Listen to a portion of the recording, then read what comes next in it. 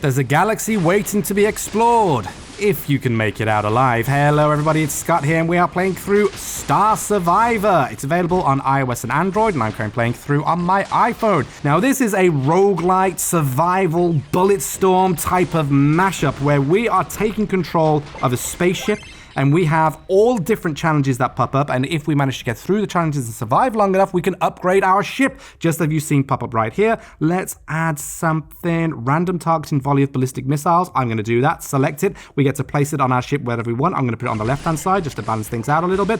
And what we have to do is get through and survive the onslaught in space. Each different stage has its own different challenge that we can choose how we want to proceed. So right now, my challenge is to survive for 150 seconds. I've managed to do 60 of them, nearly halfway there. So just gotta keep it easy, make sure I don't get into too much trouble, and just try to take down as many of these horrible enemies as possibly can. Also, I do want to double back because, as you can see, they drop a lot of experience, and if we go through and pick up this experience, yes please, we should be getting ready for another level up very soon, and once we've leveled up, we can get another upgrade. Okay, so +1 to the pickup radius.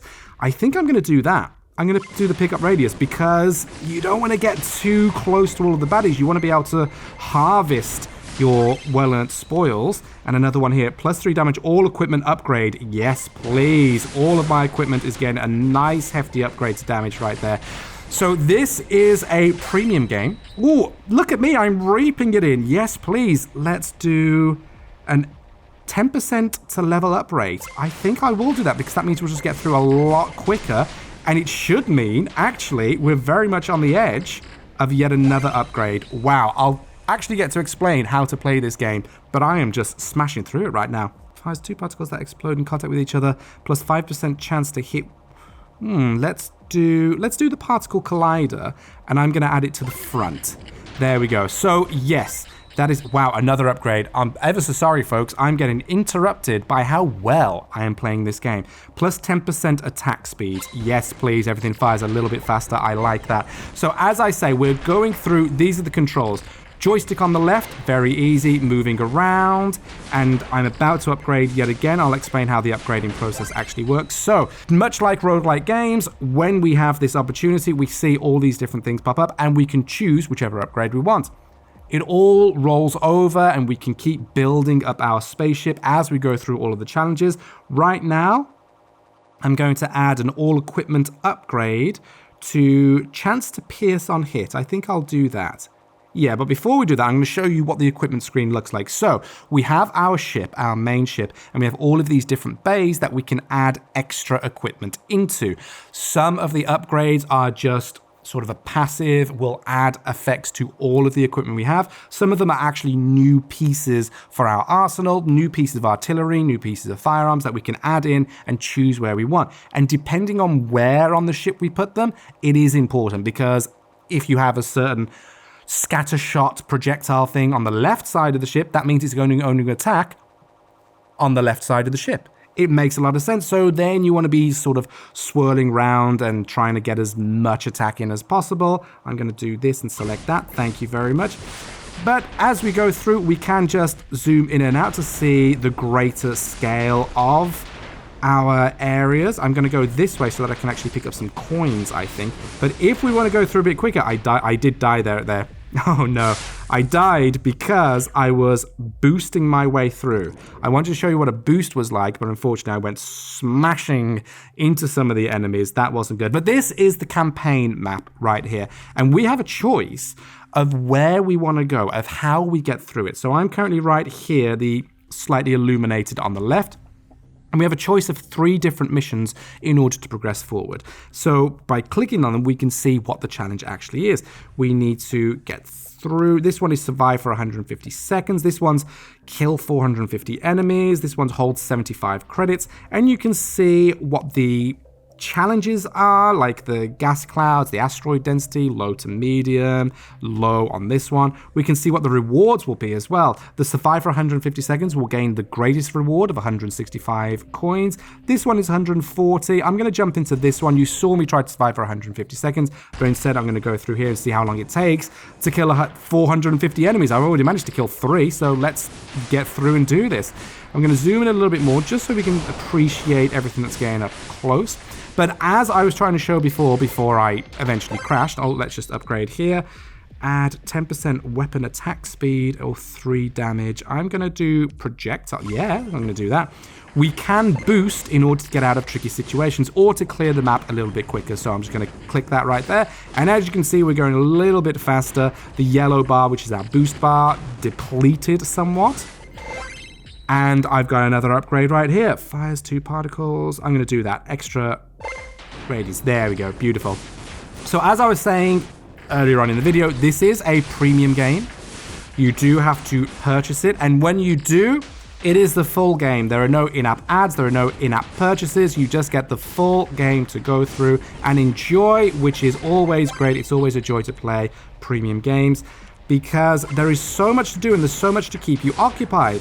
It's a very simple interface. It's very simple to play. We are just going through, destroying everything that's in our path, collecting and upgrading, choosing different play styles and how we want to choose the different cards that we can upgrade with in order to see how we outfit our spaceships.